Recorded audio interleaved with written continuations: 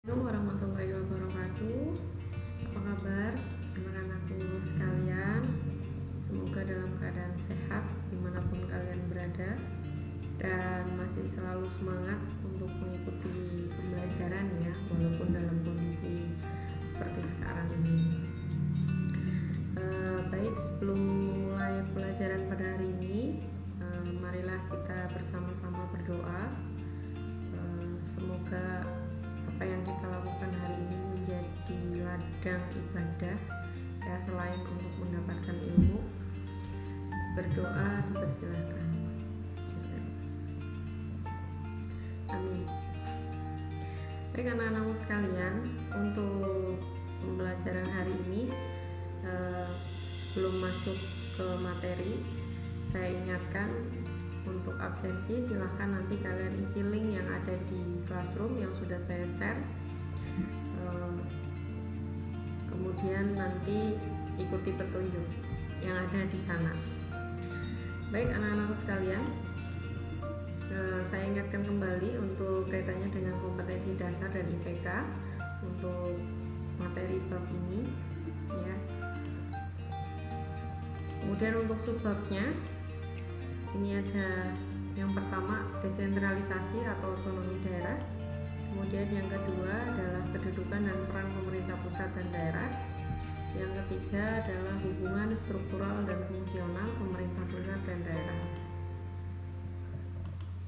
Nah, untuk kesempatan hari ini kita akan mempelajari submateri mengenai kedudukan dan peran pemerintah pusat dan daerah. Nah, anak-anakku sekalian, kedudukan dan peran pemerintah pusat tentunya dalam pelaksanaannya pemerintah pusat memiliki fungsi yang mana harus dijalankan. Nah, dalam hal ini fungsi pemerintah pusat itu ada 3. Yang pertama ada fungsi pelayanan, jadi dimana dilakukan dalam rangka memenuhi kebutuhan masyarakat dengan cara tidak diskriminatif dan tidak memberatkan dengan kualitas yang sama. Artinya di dalam memberikan pelayanan itu semuanya sama, tidak ada pengecualian. Kemudian yang kedua fungsi pengaturan. Nah, di dalam memberikan atau fungsi pengaturan ini ya, memberikan penekanan bahwa pengaturan tidak hanya kepada rakyat tetapi juga kepada pemerintah sendiri. Nah, dalam hal ini kebijakan yang dibuat oleh pemerintah ini tidak semata-mata untuk mengatur rakyatnya saja, melainkan pemerintah itu sendiri juga ikut di dalamnya. Dan dalam hal ini pemerintah juga tidak boleh intervensi kepada masyarakat. Kemudian fungsi yang ketiga adalah fungsi pemberdayaan. Nah, dijalankan pemerintah di dalam rangka pemberdayaan masyarakat.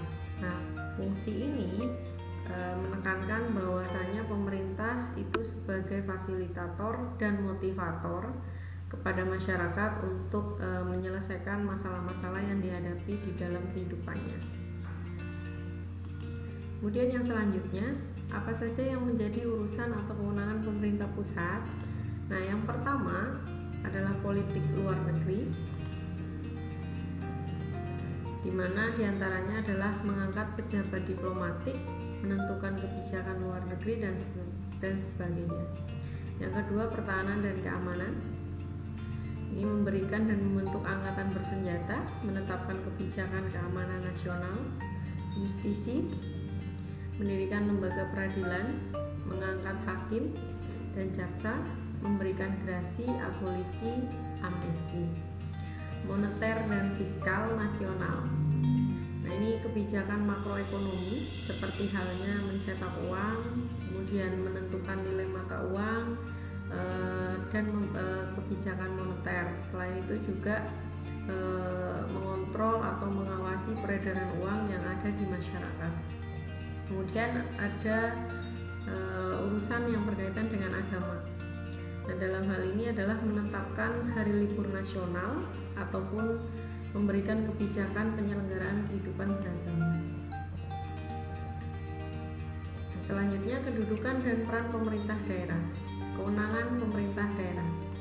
Nah, pemerintah daerah adalah penyelenggara urusan pemerintahan oleh pemerintah daerah dan DPRD menurut asas otonomi dan tugas pembantuan dengan prinsip otonomi seluas-luasnya dalam sistem dan prinsip Negara Kesatuan Republik Indonesia sebagaimana dimaksud dalam Undang-Undang Dasar Negara Republik Indonesia tahun 1945.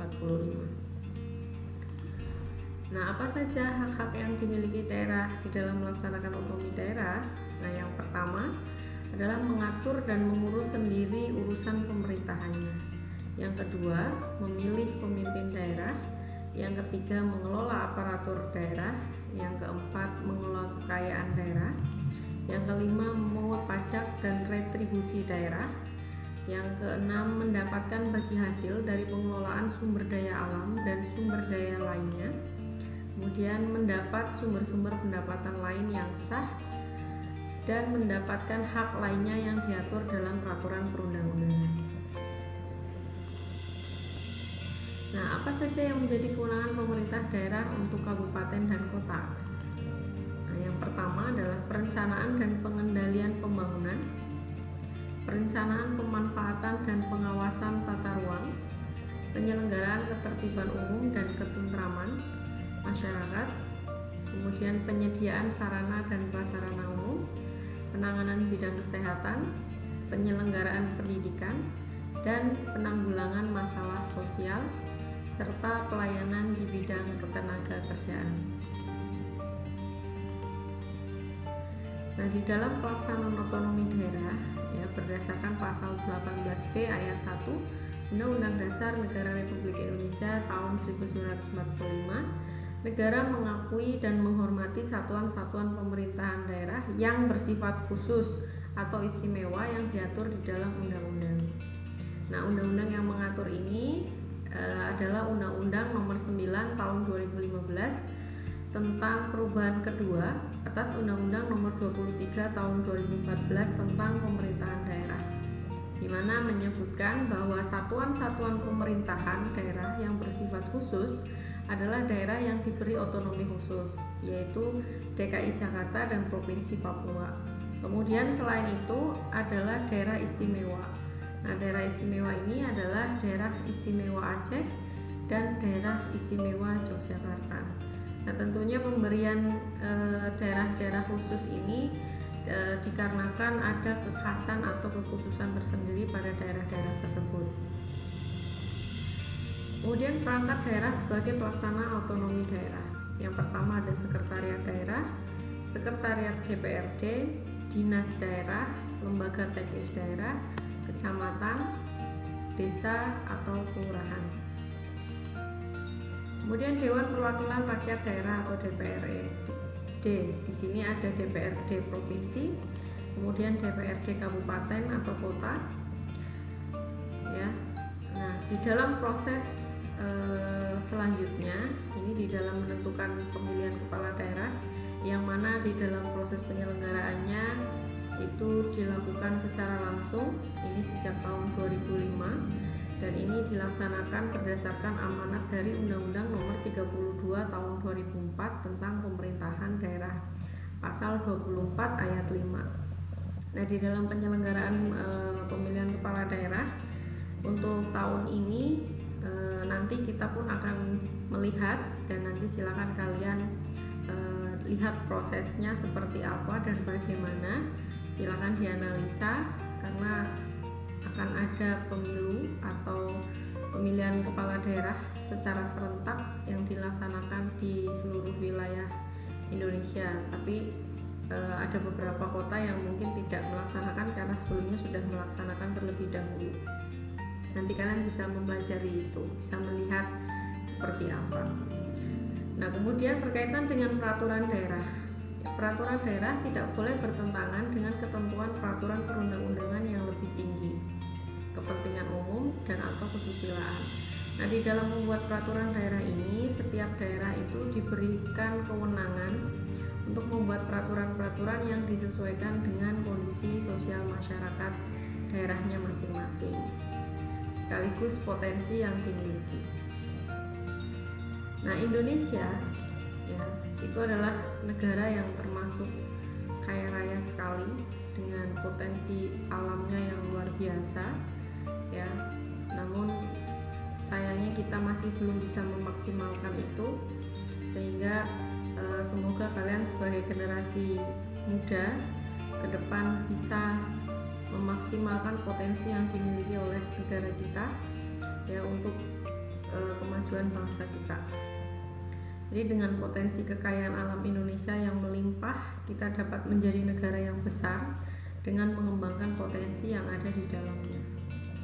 Nah, berkaitan dengan hal itu sangat disayangkan sekali ketika kita masih banyak dihadapkan dengan persoalan-persoalan yang berkaitan dengan masalah korupsi ya.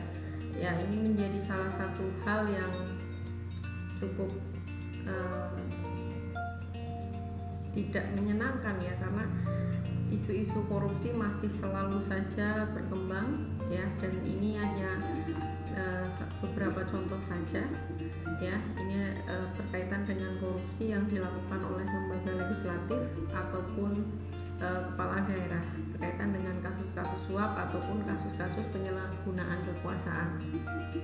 Nah, kalau Pak Soekarno sendiri, presiden pertama kita, dia dulu pernah mengatakan bahwa perjuanganku lebih mudah karena mengusir penjajah, tapi perjuanganmu akan lebih sulit karena melawan bangsamu sendiri. Nah, itu sudah bisa kita rasakan sekarang ya, bagaimana saat ini isu-isu yang berkaitan dengan masalah-masalah kebangsaan ya, kemudian persatuan Indonesia itu luar biasa, bagaimana kita dipropaganda untuk bisa memecah bangsa Indonesia. Nah, jadi semoga sebagai generasi muda kalian akan terus mewujudkan apa yang menjadi cita-cita bangsa Indonesia. Nah, baik anak-anakku sekalian, setelah apa yang tadi saya sampaikan, nanti silahkan kalian kerjakan soal yang ada link yang saya share di Google Classroom ya, untuk memperdalam pemahaman kalian, sekaligus nanti silahkan kalian belajar dengan berdiskusi untuk memperdalam pemahaman materi yang sudah kalian pelajari hari ini. Dan yang pasti nanti kalau ada pertanyaan atau ada hal yang ingin didiskusikan, kalian bisa langsung komentar di Classroom, di grup ya, atau chat di chat grup WhatsApp ya, silahkan dengan media apapun dengan tujuan untuk memperdalam materi. Baik anak-anakku sekalian, terima kasih. Sekian dari saya. Wassalamualaikum warahmatullahi wabarakatuh.